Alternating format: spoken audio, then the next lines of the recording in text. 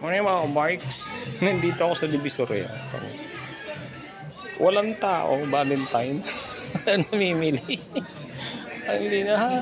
Ano ba nangyari ha? Yan lang sila oh. Nag-ikot ako dito. Walang kataw-tao.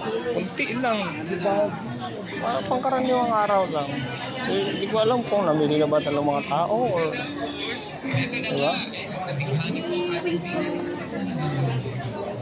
Oo. Okay, ito lang. Ito yung